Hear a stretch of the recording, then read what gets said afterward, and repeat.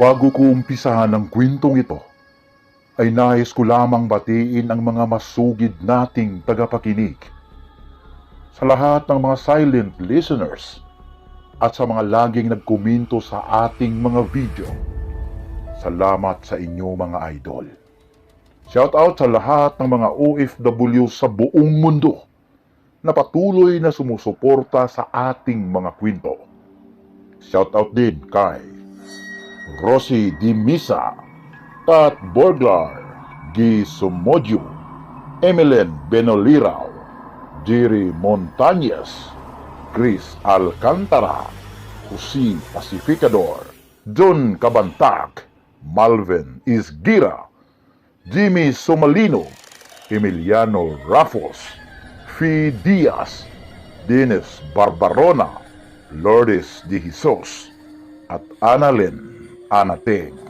Maraming salamat po sa inyong lahat. Ang kwentong ito ay hango sa buhay ng batang si Pedring.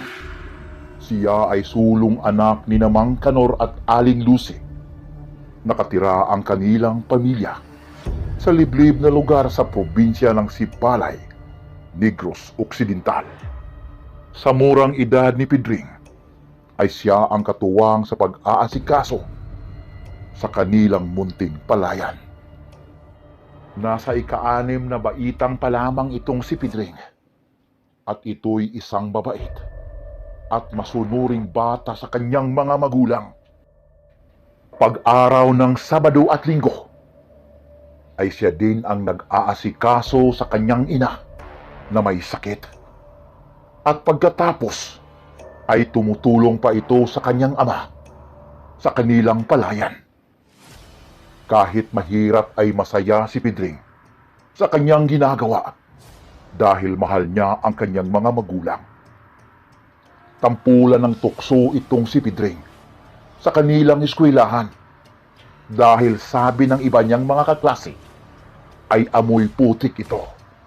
Walang ibang magawa itong si Pedring kundi umiyak lamang sa tabi. May mga panahong gusto nang umayaw ni Pedring na pumasok sa eskwela dahil sa panunukso ng kanyang mga kaklase. Subalit dahil sa payo ng kanyang ina, ay patuloy pa rin itong pumapasok. Ang kanyang ama naman, na si Mang Kanor, ay isang masipag na padre di pamilya. Lahat ay gagawin para maitaguyod ang kanyang asawa at anak. Ang tanging libangan ni Mang Kanor ay ang pag-aalaga ng mga tandang na panabong. Pag-araw ng Linggo, ay pumupunta ito ng sabungan doon sa kabilang baryo at minsan ay kasama si Pedring. Maganda naman ang tindig ng mga tandang ni Mang Kanor, subalit palagi itong natatalo dahil ang sabi-sabi ng kanyang mga kapitbahay ay maraming mga antingerong sabungiro ang lugar na kanyang pinuntahan. Nang dahil sa nalaman ni Mang Kanor, ay nawala na ito ng ganang pumunta at sumali sa sabong, at doon na lamang sa kanilang palayan ginugol ang kanyang mga oras. Nang dumating ang anihan ng kanilang palay, ay kinatay ni Mang Kanor ang lahat ng kanyang mga tandang, maliban lamang sa manok na pula. Dahil ito'y iniyakan ng husto ni Pedring na huwag ipakatay dahil siya ang laging nagpapakain at nag-aalaga nito. Sa lugar kasi ni Mang Kanor, kapag dispiras ng anihan, ay uso ang tinatawag na diwata. Ito ay ang pag-aalay ng mga pagkain na walang asin at inumin sa mga engkanto para magpasalamat na binabantayan ang kanilang palayan na hindi dapuan ng mga piste. Gabi ng seremonyas ng pag-aalay ay isinama ni Mang Kanor si Pedring para matutunan nito ang mga dapat gawin. Dala-dala nila ang kinatang mga tandang, kanin, sigarilyo, tabako at isang galong tuba. Habang ginagawa ni Mang Kanor ang pag-aalay, ay tahimik lamang na nanonood si Pidring. Ngunit bigla itong natakot nang marinig nila ang mga yapak na paparating na nagmula sa gitna ng palayan. Subalit wala silang nakikita. Huwag kang matakot, Pidring. Mababait ang mga engkantong iyan. Sila ang tumutulong sa ating palayan na mapaganda ang ating ani. Wika ni Mang Kanor kay Pidring. Hindi na lamang umimik itong si Pidring na nakahawak sa baywang ng kanyang ama at pinapawisan ito ng malamig. Nang matapos na ang seremonyas, ay niligpit na ni Mang Kanor ang mga pagkain at inumin at akma na sanang aalis pa uwi. Mga iilang hakbang pa lamang ang kanilang nalakad ay napalingon itong si Pidring sa kanilang palayan at bigla itong natigil sa kanyang paglalakad at gulat na hinawakan sa braso ang kanyang ama at ito ang kanyang nasambit. Tatay Kanor, may nakikita akong sumisilaw sa gitna ng palayan. Ano kaya iyon? Wika ni Pidring sa kanyang ama. At ito naman ang tugon ng huli. Pabayaan mo yan, anak. Mga alitap-tap lamang iyan.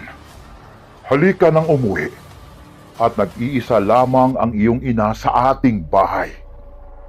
Muli silang naglakad pa uwi nang makita ni Pidring ang malakas na silaw sa gitna ng palayan. Pati na si Mang Kanor ay nakakita nito. Tama ka, Pidring. Kakaiba ang silaw na iyan. Halika at puntahan natin.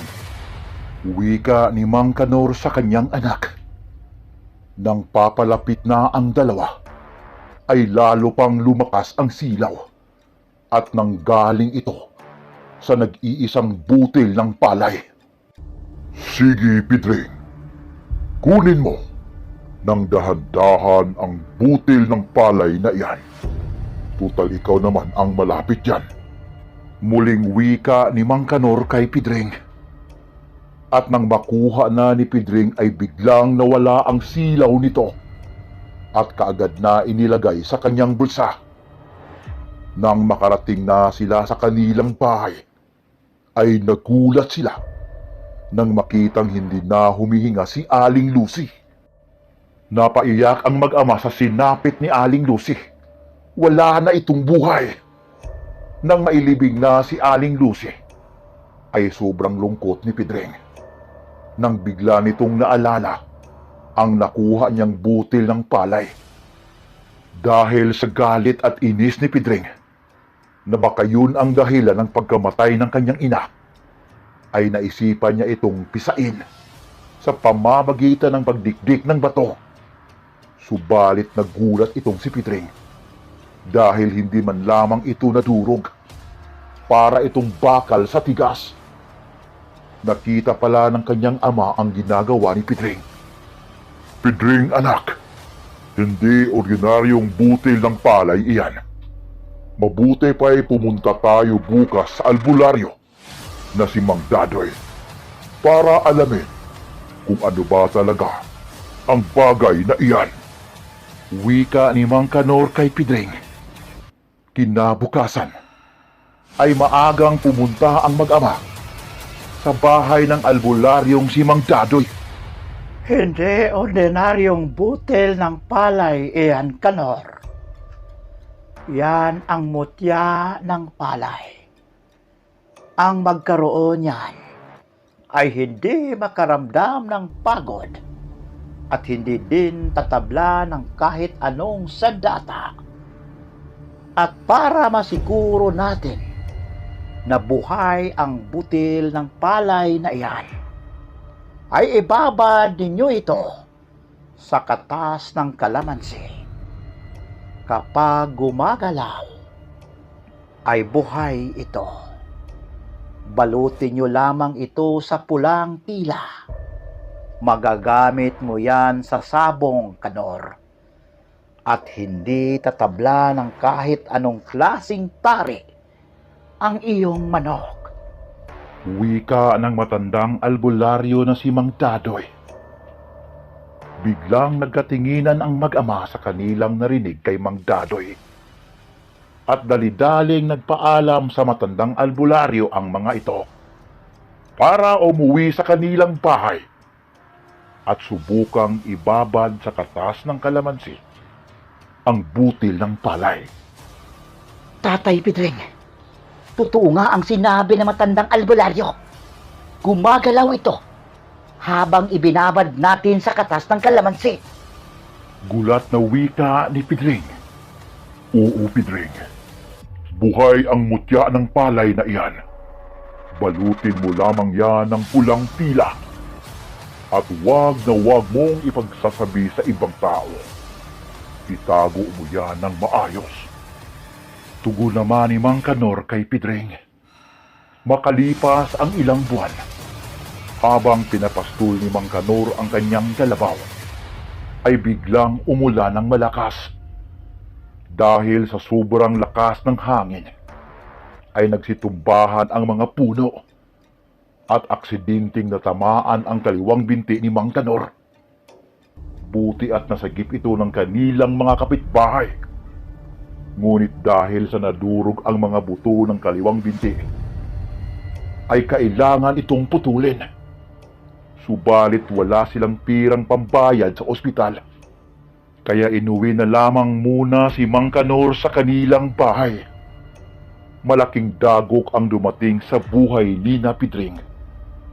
At habang ito'y nag-iisa, biglang tumulo ang kanyang mga luha dahil sa kakaisip kung ano ang dapat gawin para maisalba ang buhay ng kanyang ama.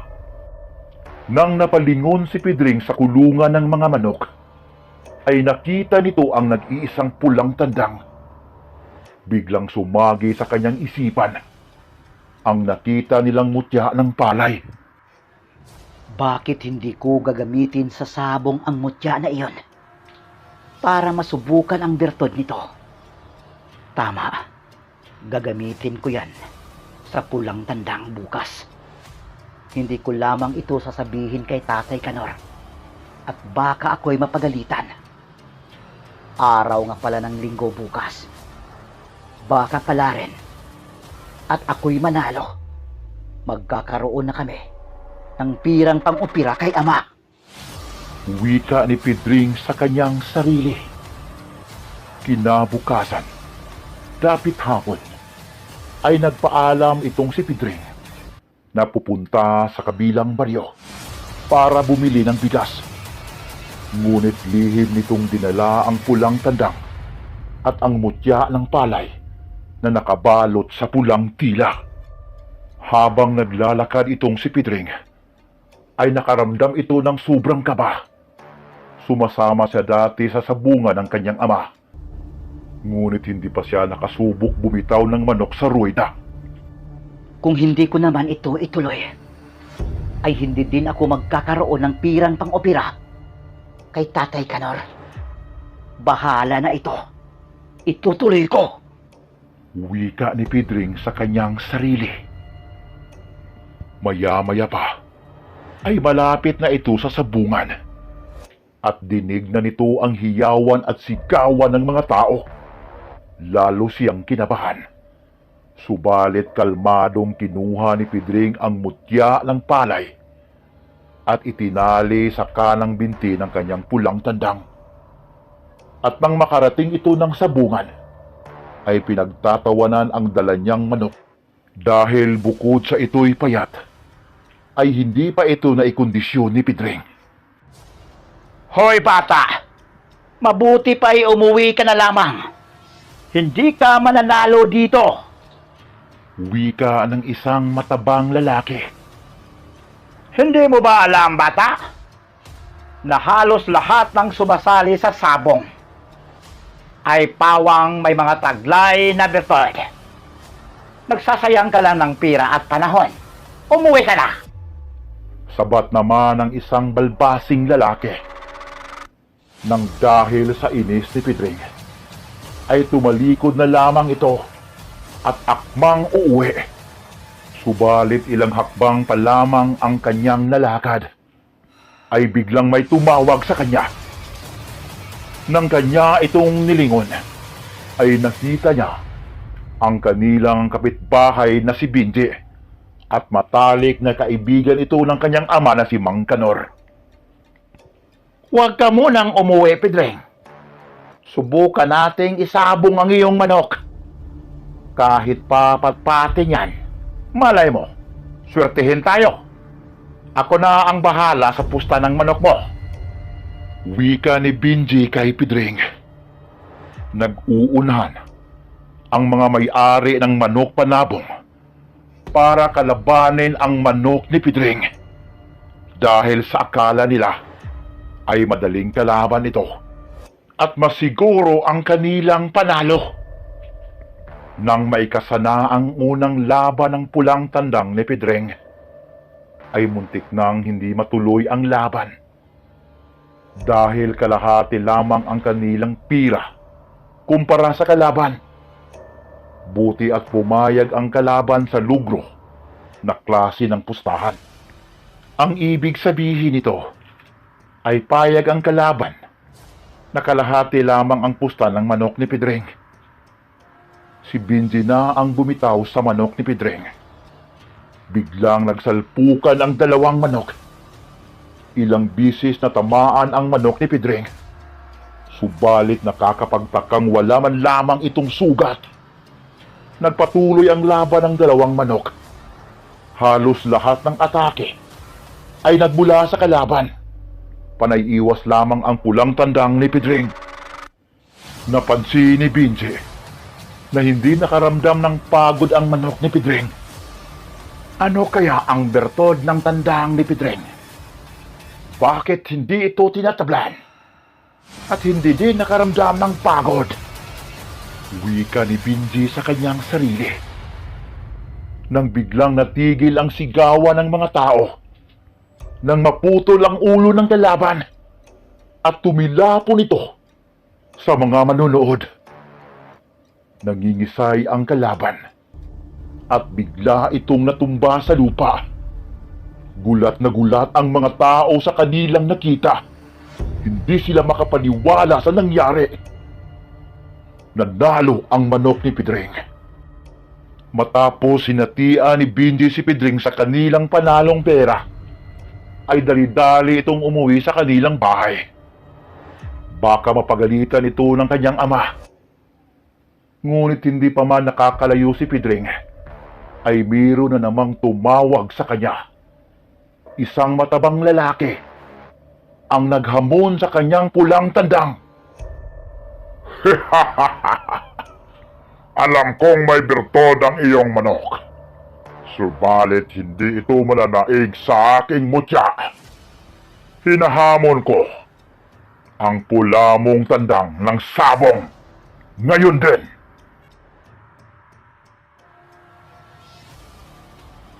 Mga kaibigan, kakasakaya si Pedring sa hamon ng matabang lalaki. At kung kakasaman, ay manaig kaya ang mutya ng palay sa birtud ng kalaban. Tunghayan ang kasagutan sa ikalawang tagpo ng ating kwento. Pakishare po lamang sa bidyong ito, mga kaibigan. Umpisahan na natin ang ikalawang tagpo ng ating kwento. Hindi na umimik itong si Pedring at mabilis itong tumakbo papalayo sa taong humamon ng kanyang pulang tandang. Hindi na muna sa ngayon, kaibigan. May tamang panahon para sa hamon mo. Kailangan ko makarating sa bahay kaagad. Baka mapagalitan ako ni Itay pag nalamang sumali ako sa sabong. Wika ni Pedring sa kanyang sarili. At di naglaon ay nakarating itong si Pedring sa kanilang bahay. Itago mo ng maayos ang mutya ng palay, Pedring. Gamitin mo lamang iyan sa tamang pagkakataon. Huwag mong ipagmayabang sa iba ang pagkakaroon mo ng mutya ng palay. Wika ni Mang Kanor sa anak niyang si Pidring. Hindi nakaimik si Pidring sa sinabi ng kanyang ama at ito'y pumunta sa kulungan ng mga manok para usisahin ang pula niyang tandang kung wala ba itong sugat. Kinabukasan ay pumunta ang mag-ama sa ospital para patingnan ang kalagayan ni Mang Kanor. Kailangang maoperahan sa madaling panahon ang paa mo, Kanor. Dahil bakayan pa ang ikamatay mo. Wika ng doktor kay Mang Kanor. Sobrang nalungkot itong si Pidring sa masamang balita na kanyang narinig. Malaking responsibilidad ang pasa ni Pidring sa pagkakataon na iyon. Nang sumapit ang gabi, ay hindi nakatulog itong si Pidring. Kailangang maoperahan sa lalong madaling panahon ang kanyang ama. Hindi pa sapat ang pira na aking nalikom. Bukas makalawa ay babalik ako sa sabungan. Kailangang madagdagan ang pira ko. Wika ni Pidring sa kanyang sarili. Kinabukasan ay maagang inasikaso ni Pidring ang kanilang palayan bago ito pumasok sa eskwela. Pagkatapos naman ng kanyang klase, ay tumatakbo itong umuwi sa kanilang bahay para naman asikasuhin ang kanilang kalabaw. Sa murang edad ni Pidring, ay natutunan niyang lahat ang mga gawain sa bahay. Sila na lamang dalawa ng kanyang ama ang naiwan at may malubha pa itong karamdaman. Buhat ng nabagsakan ang kanyang paa ng malaking kahoy. Matapos maghapunan ang mag-ama, ay tinungo ni Pidring ang kanilang balkonahe at ito'y tumingala sa kalangitan. Pinagmasdan ang mga liwanag ng bituin. Panginoon ko, bakit mo ako binigyan ng ganito kalaking suliranin? Sana malampasan ko ito. Nang biglang narinig ni Pidring ang ungol ng kanyang ama dahil sa sobrang sakit ng paa nito. Tatay Kanor, maghanap ako ng pira para maoperahan ang paa mo sa lalong madaling panahon. Gamitin na natin ang mutya ng palay sa sabong. Tumutulo ang mga luha ni Pidring habang binabanggit ang mga katagang iyon sa kanyang ama. Bata ka pa, Pidring, para gamitin ang mutya na iyon. Hindi mo ito alam kung paano gagamitin. Tugo naman ni Mang Kanor sa sinabi ng kanyang anak. Hindi na umimik itong si Pidring at muling tinungo ang balkonahe. Kung sasabihin ko kay ama na ginamit ko na ang mutya ng palay, baka mapagalitan ako. Mas mabuti siguro na ilihim ko muna ito sa kanya. Wika ni Pidring sa kanyang sarili. Nang sumapit ang araw ng linggo, ay muling pumunta ng sabungan itong si Pidring doon sa kabilang baryo. Hindi ko hayaang mawala sa akin si ama. Maliman ang ginawa kong hindi nagpaalam sa kanya. Subalit maganda pa rin ang aking hangarin. Muling wika ni Pidring sa kanyang sarili. Nang ito'y makarating sa sabungan, ay nagmasid muna ito sa mga naunang laban. Hanggang sa nakita niya ang matabang lalaki na humamon sa kanya. Tama. Panuurin ko muna ang laban ng kanyang manok para malaman ko kung gaano kalakas ang kanyang bertod. Muling wika ni Pidring sa kanyang sarili. Nang mag-umpisa na ang laban, ay nakita ni Pidring kung gaano kagaling ang manok ng matabang lalaki. Unang salpukan pa lamang ay hindi na nakatayo ang kalaban. Tinadad sa tama ng tari ang kalabang manok. Delikado ang lagay ng pulang tandang ko kung nilabanan ko ang manok ng taong iyan. Nataranta itong si Pidring sa kanyang nakita at dali-daling umalis ng sabungan nang biglang may tumawag sa kanyang likuran. At nang kanya itong lingunin, ay ang matabang lalaki pala na naghamon sa kanya dati. Kanina pa kita nakita, bata.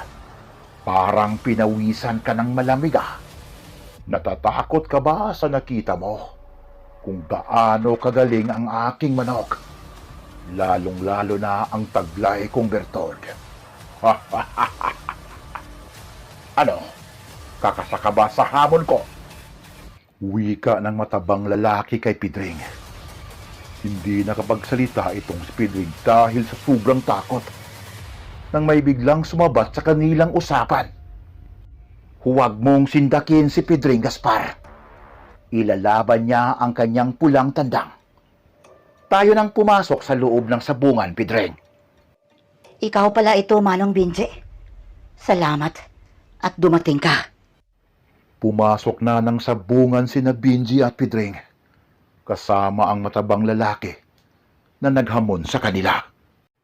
Isang manok talisayon ang makakalaban ng pulang tandang ni Pidring.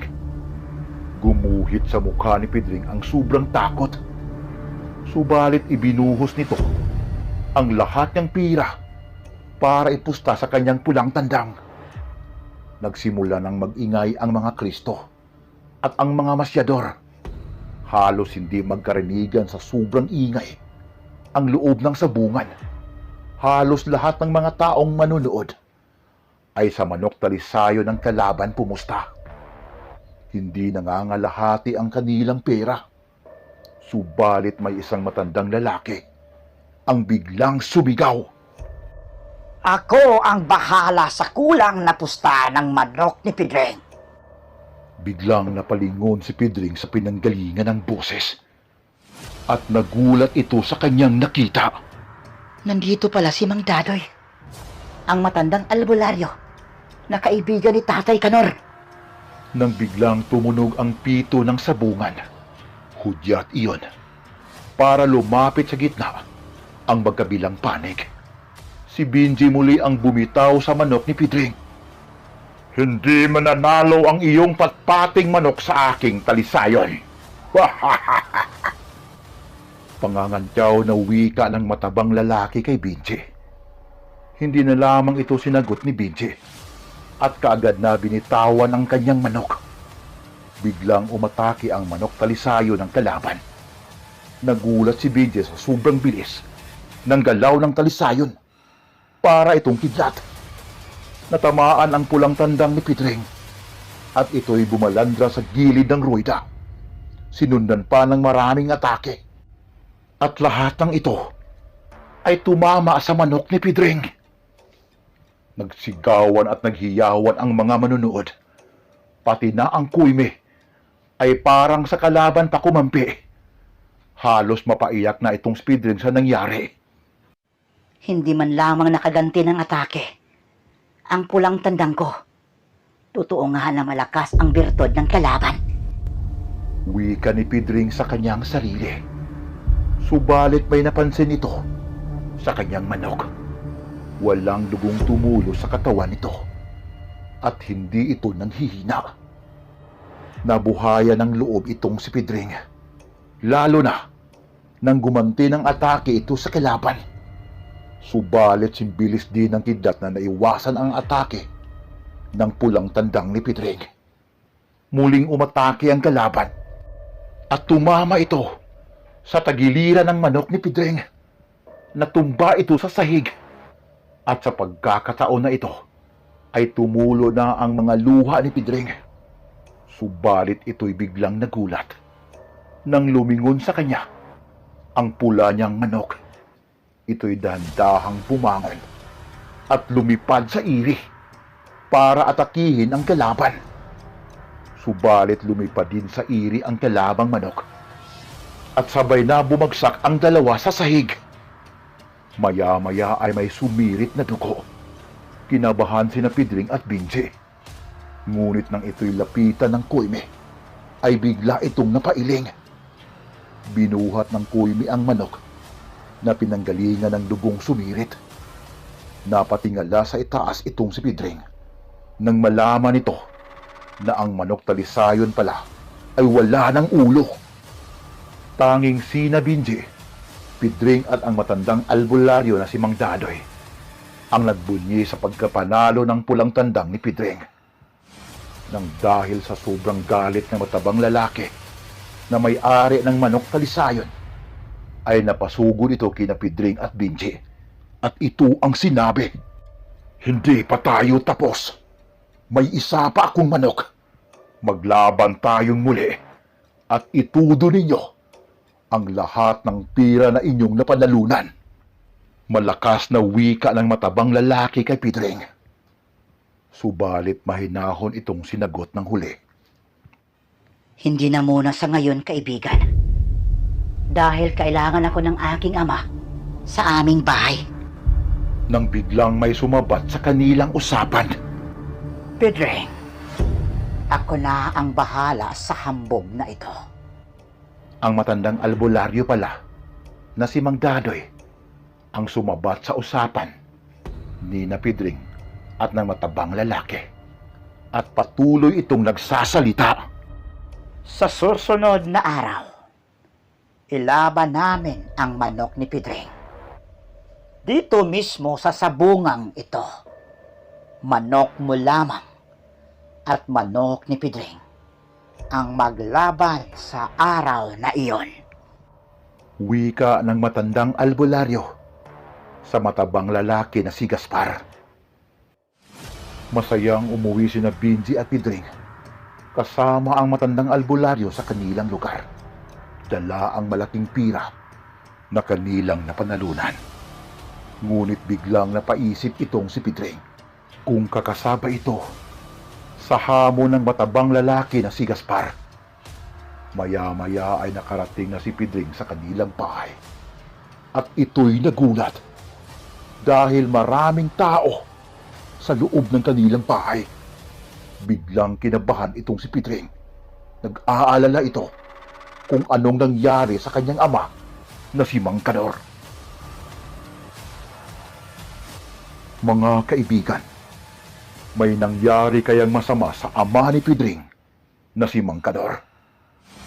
Kakasakaya itong si Pidring sa hamon ng matabang lalaki na si Gaspar. Ang kasagutan ay matutunghayan sa susunod na tagpo ng ating kwento. Pakishare po lamang sa bidyong ito para maraming makarinig sa kwentong ito. At maraming salamat po sa pagsubaybay ninyo at pagsuporta sa munti kong channel. Ito po ang inyong lingkod na magsasabing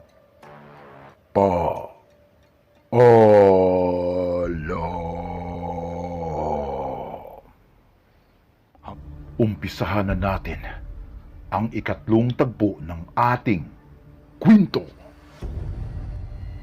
Napaiyak itong si Pidring nang ito'y makaakyat sa kanilang bahay. Nang makita nitong wala ng buhay ang kanyang ama, gumuho ang mundo ni Pidring sa pagkakataon na iyon. Ama ko, bakit mo ako iniwan? Paano na ako ngayon? Wala na kayong dalawa ni nanay.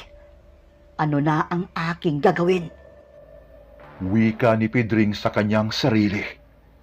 Makalipas ang ilang araw, may isang taong dumating sa kanilang bahay, sakay ng isang magarang sasakyan, at hinanap nito ang ama ni Pidring.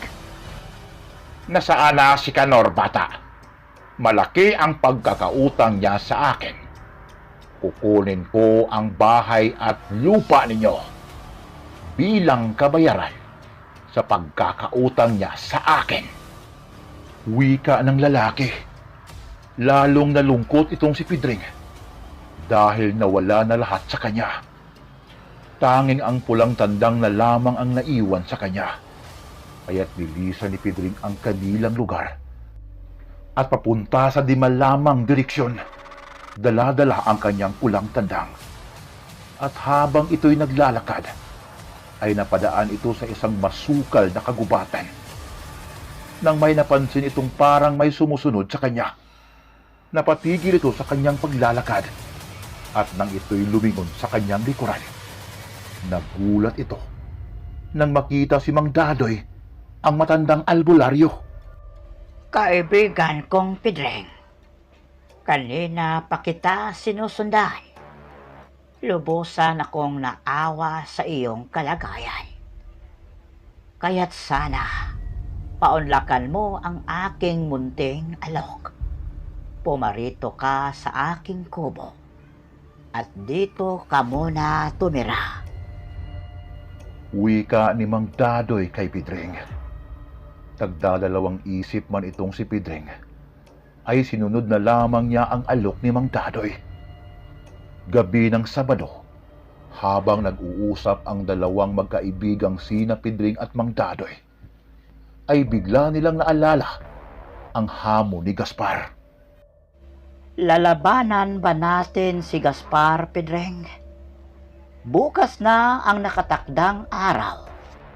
Tanong ni Mang Dadoy kay Pidring. Matagal bago nakasagot itong si Pidring, dahil naubos na ang kanyang tira sa pagpapalibing ng kanyang ama. Hindi ko pa alam, Mang Dadoy, kung itutuloy ko ba ang laban bukas. Dahil wala na akong pirang pamusta. Kahit ganito lang ang pamumuhay ko, Pidring, ay may pera akong naitago. Huwag kang mag-alala. Ako ang bahala sa pirang pamusta. At kung manalo ang pulang tandang mo, hahatian kita sa pirang panalo natin. Wika ni Mang Dadoy kay Pidring. Sige, Mang Dadoy. Ituloy natin ang laban ni Pula bukas. Sana pala rin tayo. Nang gabing iyon, ay matagal nakatulog itong si Pidring. Marami itong iniisip at may sinasabi ito sa kanyang sarili. Ama at ina ko, alay ko sa inyo ang laban ni Pula bukas. Sana patubayan mo kami para matubos ko ang bahay at lupa natin. Kinabukasan ay tanghali na nang magising itong si Pidring. Hoy, Pidring! Gumising ka na, iho. At nang makaalis na tayo, malayo pa ang lalakbayin natin bago marating ang sabungan sa kabilang baryo. Wika ni Mang Dadoy na may halong tawa kay Pidring. Kaagad namang bumangon itong si Pidring at nagbihis. Maya-maya ay naglalakad na ang dalawa papunta sa kabilang baryo. Nang makarating ang dalawa sa sabungan, ay nakita nilang marami ng tao ang nag-aantay sa laban ng manok ni na Pidring at Gaspar. Nandun na din sa loob ng sabungan si Gaspar at nag-aabang ito sa kanilang pagdating.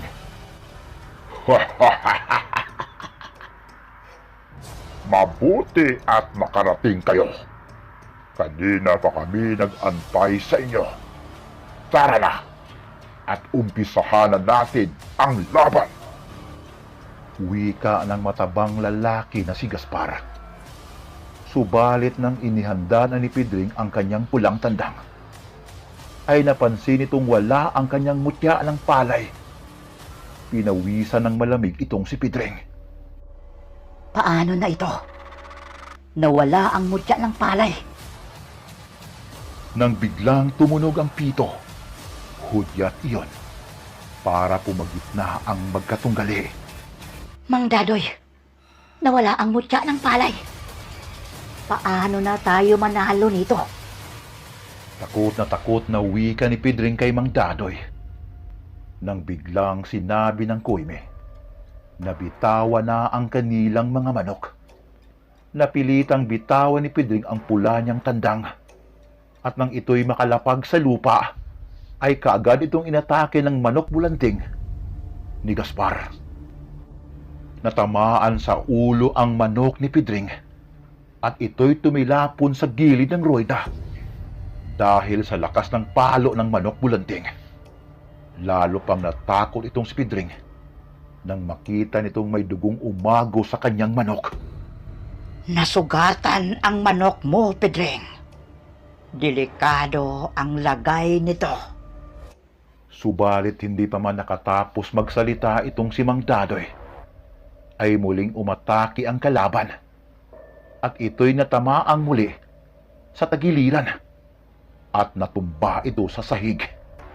Muling dumaloy ang dugo ng pulang tandang galing sa kanyang tagiliran. At sa pagkakataon na ito, ay hindi napansin ang pagtulo ng mga luha ni Pedring. Ngunit kalmado lamang ang albularyong si Mang Dadoy. Nang biglang nagsalita ang may-ari ng kalabang manok na si Gaspar. Hinding-hindi mananalo ang mutya ninyo sa bertod ko. Gusto nyo bang dagdagan ang pustahan natin? Ha? Tanda? Bakit hindi? Ha, Bunjing? Sige, dagdagan ko ng 50 mil ang pusta namin. Tugo ni Mang Dadoy kay Gaspar. Nagkulat itong si Pedring sa kanyang narinig. Wala nang laban ang kanilang manok. Dinagdagan pa ni Mang Dadoy ang pusta. Nang maikasan na ang dagdag pustahan, ay biglang nagulat ang lahat. Natigil ang hiyawan ng mga tao nang biglang bumangon ang manok ni Pedring at naghilom ang mga sugat nito. Habang ito namang si Gaspar ay nagulat sa kanyang nakita. Paano nangyari ito? Nawala ang sugat ng manok ni Pedring. Wika ni Gaspar sa kanyang sarili. Lalo pang nagulat ang mga tao nang umatake ang pulang tandang ni Pedring. Para itong halimaw sa sobrang bagsik na bawat palo nito ay may mga dugong tumalsik galing sa katawan ng kalaban. At sa sobrang lakas ng manok pula ni Pedring, ay binuhat nito sa iri ang kalabang manok bulanting. At nang ito'y bumagsak sa lupa, ay pugot na ang ulo ng kalaban. Ang sobrang ingay ng mga tao ay napalitan ng katahimikan. Subalit isang sigaw ang bumasag sa katahimikan na iyon. May isa pa akong manok. Muli tayong maglaban. Nakakabinging wika ni Gaspar kay Mang Dadoy. Sige, Pedring. Kung yan ang gusto niya, ay sundin natin. Sambit ni Mang Dadoy kay Pedring. Muling inilaban ni Pedring ang pula niyang tandang. At ganun pa rin ang nangyari. Pugot ang ulo ng kalaban. 4 na bisis na inilaban ni Mang Dadoy at Pedring ang kanilang manok. Ngunit hindi sila binigo nito. Hanggang sa sumuko na lamang itong si Gaspar. Malaking pira ang kanilang napanalunan. At bago pa man umuwi ang dalawa, Mang Dadoy, paanong nanalo ang manok natin? Gayong hindi nakakabit ang mutya ng palay sa kanyang paa. Alam mo, Pedring, kahit hindi nakakabit ang mutya na iyon, ay gumagana ito. Dahil ito'y ipinagkaloob sa iyo ng kung sino man. Basta alagaan mo lamang ang mutya na iyon. At kung sino man ang nagnakaw nito, ay hindi niya ito magagamit.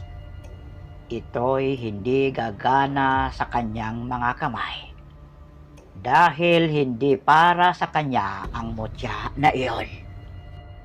tugo naman ni Mang Dadoy kay Pedring. Nagtataka man itong si Pedring ay napatango na lamang ito sa sinabi sa kanya ni Mang Dadoy. Nang pauwi na ang dalawa, ay bigla nilang nakasalubong itong si Binji. At parang hindi normal ang mga kilos nito. Anong nangyari sa'yo, Benje? Bakit parang may problema ka? Tanong ni Mang Dadoy kay Binji. Balik tayo sa sabungan at muli nating ilaban ang manok ninyo, Mang Dadoy. Tugo naman ni Binji kay Mang Dadoy. At bago pa man sumagot ito, ay kinausap muna niya itong si Pedring kung papayag ba ito.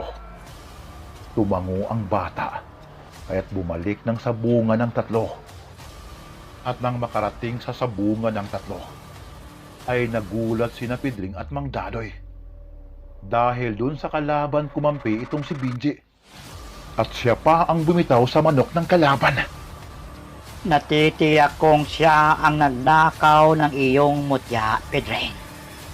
Makikita niya ang kanyang hinahanap. Traidor ang tao na iyan, Pedring.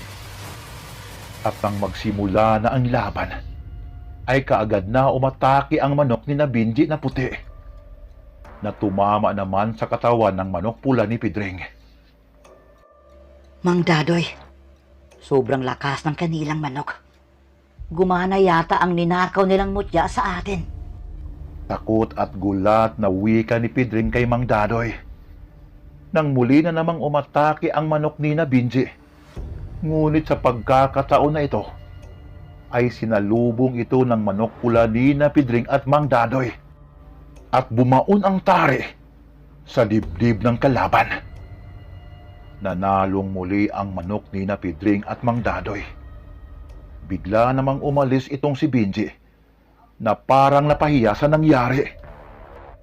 At habang naglalakad pa uwi ang dalawang magkaibigan na sina Pedring at Mang Dadoy, ay biglang may mga lalaking humarang sa kanilang dinadaanan at pilit kunin ang pulang tandang ni Pedring at ang pirang kanilang napanalunan.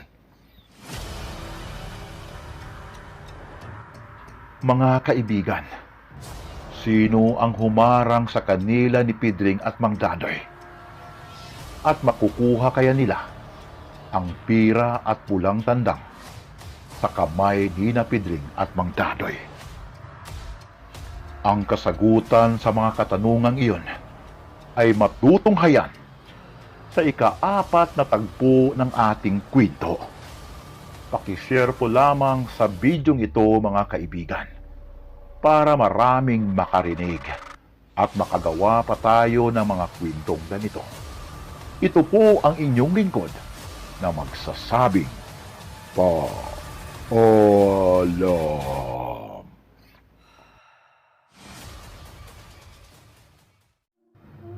Umpisahan na natin ang ika-4 na tagpo ng ating kwento.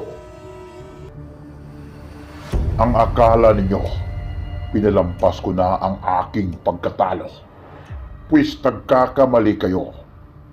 Ibigay mo sa akin ang pulang manok mo, Pedring. Pati na ang lahat ng pira na inyong napanalunan. Wika ni Gaspar kay Mang Dadoy at Pedring. Gahaman ka talaga, Gaspar. Huwag kang mag-alala. Ibibigay ko sa iyo ang hinihingi mo. Umatras ka kahit konti, Pedring. Akin na ang manok mo, pati na ang pera. Wika ni Mang Dadoy kay Pedring. Laking gulat naman ni Pedring nang makitang pinalibutan sila ng 4 na mga kalalakihan. Nang maibigay na ni Pedring ang manok at pira kay Mang Dadoy, ay kaagad nitong tinawag si Gaspar. Halika na dito, Gaspar. Kunin mo ang manok at pira sa aking mga kamay. Nakangising lumapit si Gaspar kay Mang Dadoy. At akma na sanang kunin ni Gaspar ang pira at manok sa kamay ni Mang Dadoy.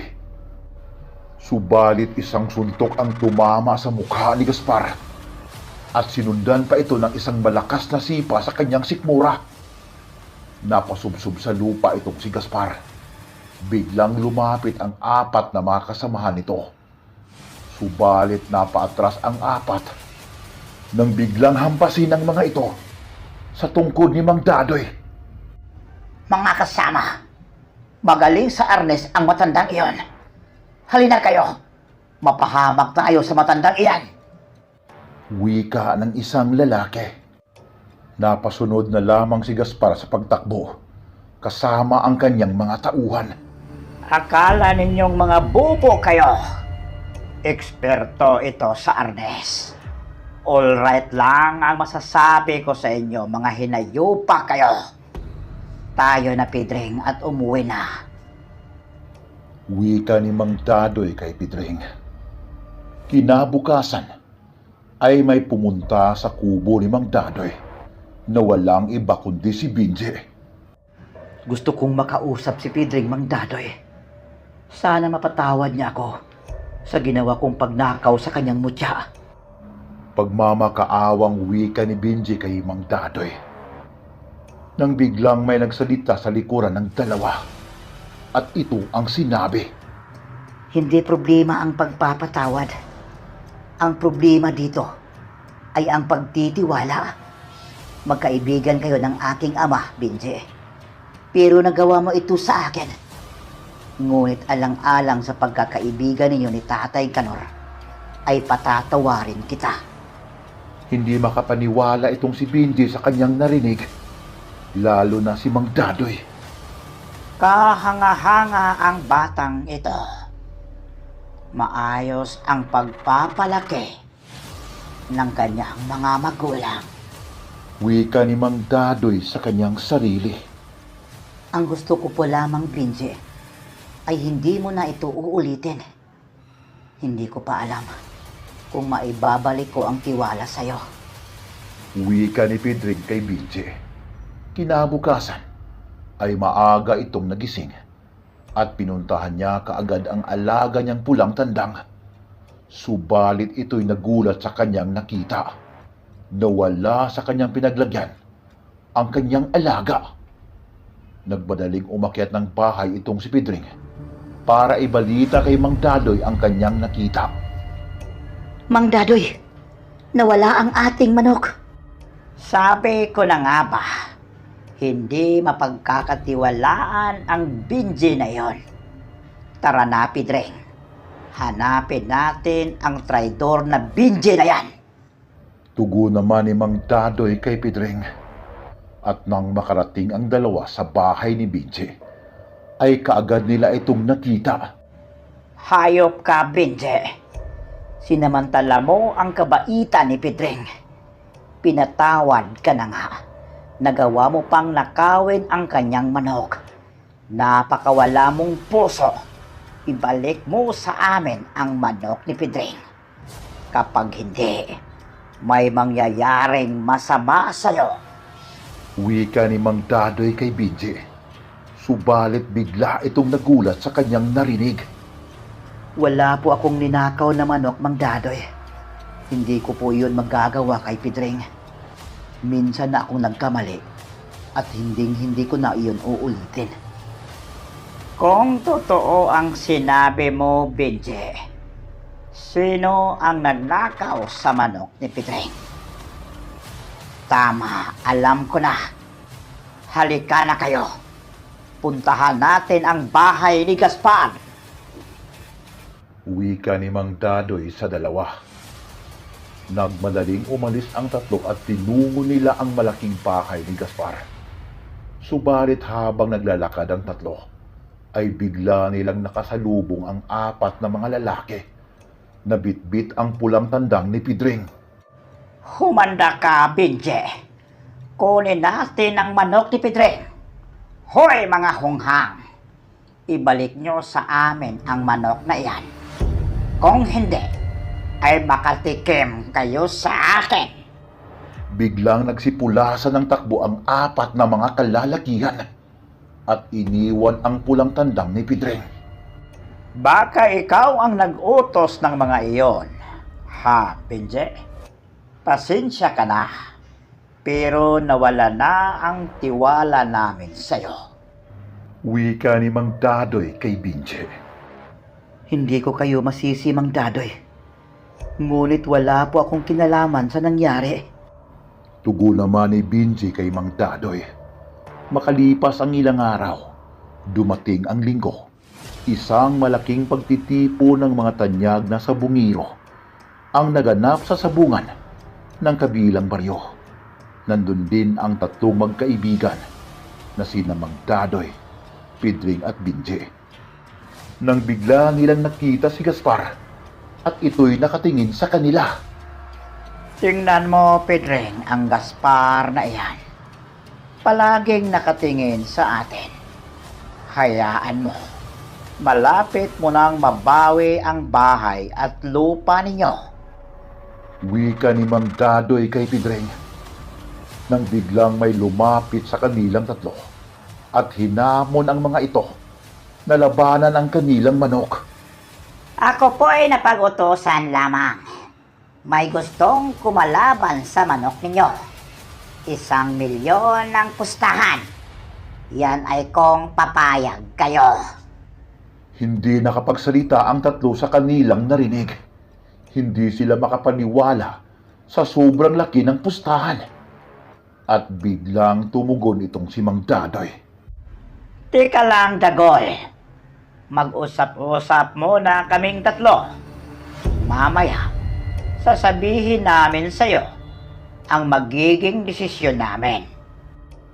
Mahabang naging usapan ng tatlo at lumabas ang kanilang desisyon na ituloy ang laban. O sige, Dagol. Ituloy namin ang laban. At payag kami sa 1,000,000 pustahan. Ipupusta ko na ang lahat, pati na ang mga alagang daga sa aming bahay. Wika ni Mang Dadoy sa lalaking humamon sa kanila. Ito ang pinakamalaking pustahan na naganap sa sabungang ito. Isa itong makasaysayang ganap. Kaya't umpisahan na ang laban. Umalingaw-ngaw na wika ng announcer sa sabungan. Hindi ko makakalimutan ang pangyayaring ito. Salamat. At naging parte ako dito. Wika ni Mang Dadoy sa kanyang sarili. Manok na ugis ang makakalaban ng pulang tandang ni Pidring.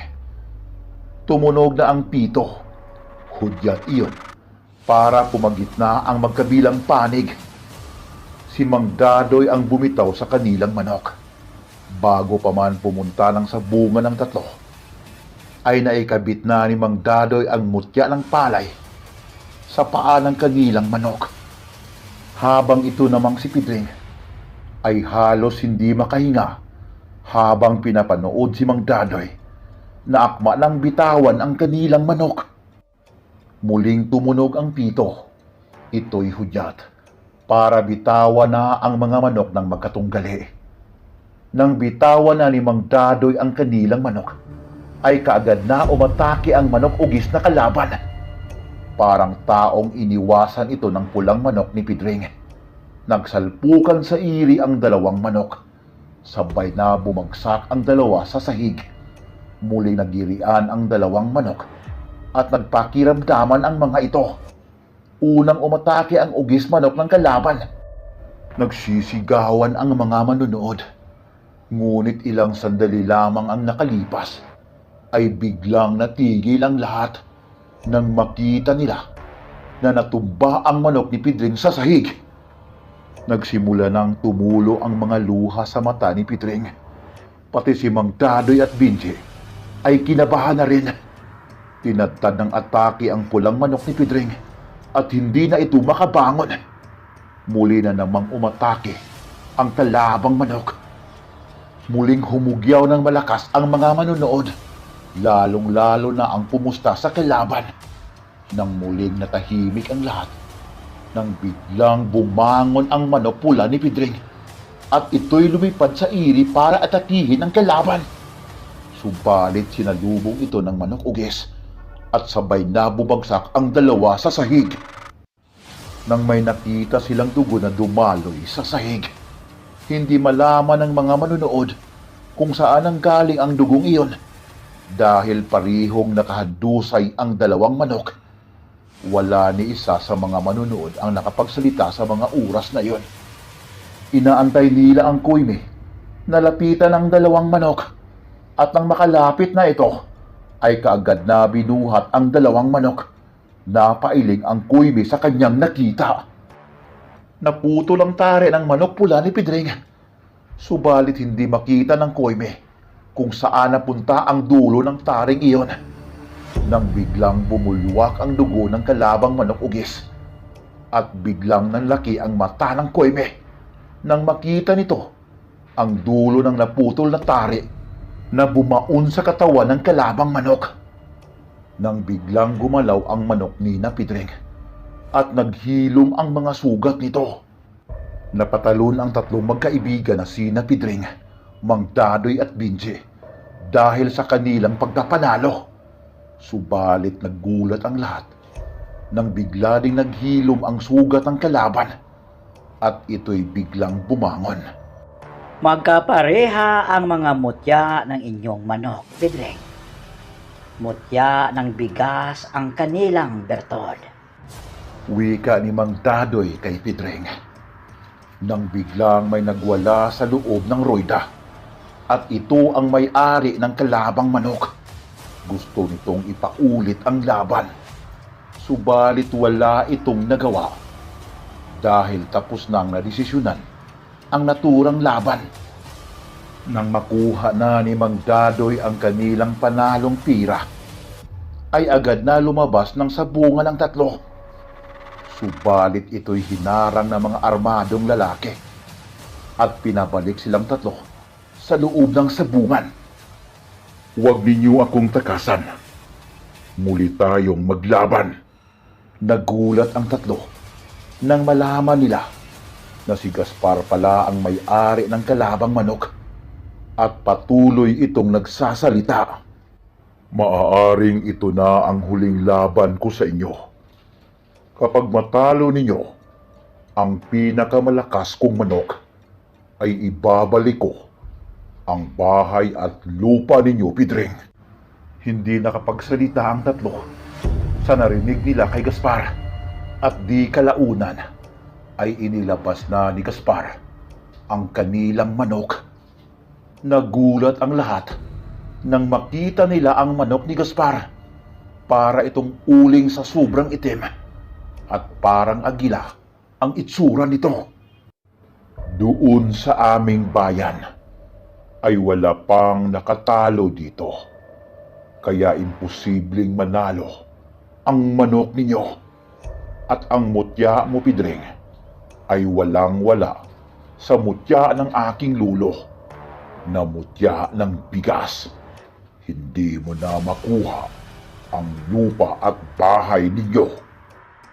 Nakahanda na ang magkabilang panig. Subalit biglang nawala itong si Pidring at hindi ito mahagilap ni na Benji at Mang Dadoy. Mag-uumpisa na ang laban, Benji. Hanapin mo si Pidring. Wika ni Mang Dadoy kay Benji. Lumabas ng sabungan itong si Benji para hanapin si Pidring. At nang makarating ito sa likurang bahagi ng sabungan, ay nagulat itong si Benji sa kanyang nakita. Kilala ko ang taong kausap ni Pidring. Isa ba itong himala? Mga kaibigan, sino ang kausap ni Pidring at ano ang mangyayari sa laban ng manok pula ni Pidring? Ang kasagutan sa katanungang iyon ay matutunghayan sa huling bahagi ng ating kwento. Pakishare po lamang sa bidyong ito, mga kaibigan. At ito po ang inyong lingkod na magsasabing hanggang sa muli at paalam. Bago ko ipagpatuloy ang ating kwento, nais ko lang pong pasalamatan ang lahat na sumusuporta sa kwentong ito. Maraming salamat po sa inyong walang sawang pakikinig sa ating mga kwento. Umpisahan na natin ang ikalimang tagpo at huling bahagi ng ating kwento. Ano ito? Kausap ni Pidring ang kaluluwa ng kanyang ama na si Canor, ang matalik kong kaibigan. Isa ba itong milagro? Wika ni Benji sa kanyang sarili. Bahagyang nagtago itong si Benji para hindi mapansin ni Pidring. Ilang sandali ang nakalipas ay bumalik na itong si Pidring sa loob ng sabungan at sinundan na lamang ito ni Benji. Nang makapasok na sa loob si Pidring ay nag-uumpisa na ang laban ng pulan niyang tandang laban sa itim na manok ni Gaspar. Hindi magkamayaw sa sobrang ingay ang mga manonood, lalo na nang magsalpukan sa iri ang dalawang manok.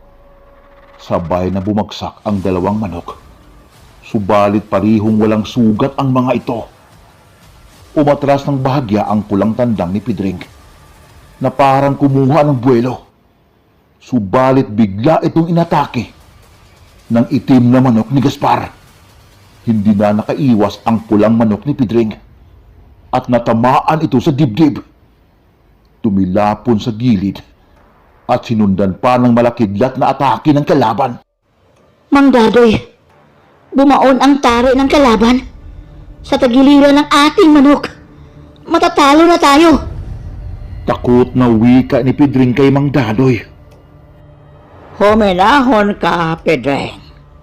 May paraan para matalo ang kalaban. Subalit hindi ko pa ito alam kung paano. Ang alam ko lamang sa ngayon ay magkapariha ang birtod ng manok mo at ng iyong kalaban. Ano kaya ang pangontra nito? Tugon ni Mang Dadoy kay Pedring. Hindi na nakapagsalita ang dalawa nang muling umatake ang kalaban at bumao na naman ang tari sa dibdib ng kanilang manok. At ito'y biglang natumba sa sahig. Muling dumagundong ang ingay sa loob ng sabungan. Halos lahat ng mga tao ay pabor sa itim na manok ni Gaspar. Hindi na bumangon ang manok pula ni Pedring at parang wala na itong buhay. Kasalanan mo ito, Mang Dadoy. Bakit mo pa ikinasa ang laban? Pag natalo tayo, hindi ko na makukuha ang lupa at bahay namin. Galit na wika ni Pedring kay Mang Dadoy. Ikalma mo ang sarili mo, Pedring. Kailanman ay hindi mananaig ang kasamaan sa kabutihan. Alam kong may milagrong mangyayari. Ilang segundo ang nakalipas ay nilapitan ng kuymi ang manok pula ni Pedring at ito'y nagulat sa kanyang nakita. Buhay ang manok ni Pedring at ito'y biglang bumangon. Napaatras ang kuymi nang ito'y biglang lumipad sa ire para atakihin ang manok itim ni Gaspar at isang malakas na palo ang tumama sa likuran ng manok itim. Subalit ang tunog ng maliit na bakal ang kanilang narinig na tumilapon. Nabali ang tari ng manok pula ni Pedring. Malakas ang bertod ng kalaban. Hindi tinablan ang kanilang manok itim. At nabali pa ang tari ng manok pula ni Pedring. Ano kaya ang paraan para matalo ang kalaban? Wika ni Mang Dadoy sa kanyang sarili. Habang ito namang si Binje ay nawala ng malay dahil malaki pala ang ipinusta nito sa manok pula ni Pedring. Huwag mong pansinin yan, Pedring. Bakla yata ang binje na iyan. Hindi kinaya ang laban ng manok pula at itim. Wikang muli ni Mang Dadoy kay Pedring. Muling nagpatuloy ang laban.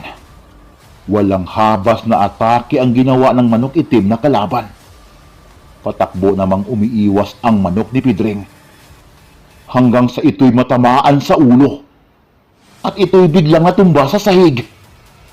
Muling naghiyawan ang mga tao. Subalit bigla itong natigil nang muling bumangon ang pulang manok ni Pedring. Muling nagsalpukan ang dalawa. Subalit wala ng tari ang manok ni Pedring. Kaya't kahit ito'y nakatama ay hindi ito ininda ng kalaban. Nang muling magsalpukan ang dalawang manok sa ire, ay lalong natakot itong si Pedring. Nang maputol ang kanang pakpak ng kanyang manok, at napakalakhak sa tawa itong si Gaspar. Tapos na ang laban. Sabi ko sa iyo, Pedring, hindi mo matatalo ang bertod ng aking lolo. At hindi mo na rin makukuha ang bahay at lupa ng iyong mga magulang. Nang biglang naalala ni Pidring ang sinabi ng kaluluwa ng kanyang ama. Kinuha nito ang 3 pirasong itim na bigas sa kanyang bulsa at inihagi sa kalaban na manok itim ni Gaspar. Tumigil sa pag-atake ang kalabang manok at kinain ang itim na bigas na inihagis ni Pidring, habang ang pulang manok ni Pidring ay hindi na ito makatayo. Subalit ito'y gumapang papalapit sa kalabang manok para ito'y atakihin. Hindi makapaniwala sina Pidring at Mang Dadoy sa kanilang nakita. Pambihirang pangyayari ito. Ngayon lamang ako nakakita ng ganitong manok. Gustong gusto talagang manalo. Ang manok mo, Pidring. Wika ni Mang Dadoy kay Pidring. Bigla namang natigil ang sigawan ng mga tao nang makita nilang hindi na umatake ang kalabang manok. At nang papalapit na ang pulang manok ni Pidring, ay tumakbo ang kalabang manok palabas ng royda at papunta ito sa mga taong manunood. Nagsitakbuhan ang mga ito dahil sa takot na matamaan ng tari, habang ito namang si Gaspar ay tumakbong sinundan ang kanyang manok. Ngunit hindi na ito nakita nang ito'y lumipad papunta sa mga puno ng kahoy. Madali namang hinarang ni Mang Dadoy itong si Gaspar. Saan ang punta mo, kaibigan? Gusto mo bang takasan si Pidring? Tuparin mo ang iyong pangako sa kanya. Galit na wika ni Mang Dadoy kay Gaspar. Nanalo ang manok ni Pidring at ibinalik ni Gaspar sa kanya ang bahay at lupa ng kanyang mga magulang. Ano ang nangyari sa laban, Mang Dadoy? Natalo ba tayo? Hay nako, Benje. Kanina pa natapos ang laban. Ito na ang panalo mo. Kunin mo na. Baka itakbo ko pa ito. Tugo ni Mang Dadoy kay Binje. Habang papauwi ang tatlo, ay biglang humabol itong si Gaspar at lumuhod sa harapan ni Pidring. Patawad, Pidring, sa mga nagawa kong kasalanan sa pamilya mo at lalong-lalo na sa iyo. Kahit sa mura mong edad, ay marami kang naiturong aral sa akin. Hindi na ako magsasabong pa. Maraming salamat sa mga aral mong naituro sa akin. Wika ni Gaspar kay Pidring. Walang anuman, kaibigan. Bahala na ang Diyos sa lahat. Sana wag ka nang mang-apil sa kapwa. Tumayo ka na at kalimutan na natin ang lahat. Tugo naman ni Pidring kay Gaspar. Patuloy na naglalakad ang tatlo nang biglang napatanong itong si Mang Dadoy kay Pidring. Ano ang itinapon mo sa kalaban, Pidring?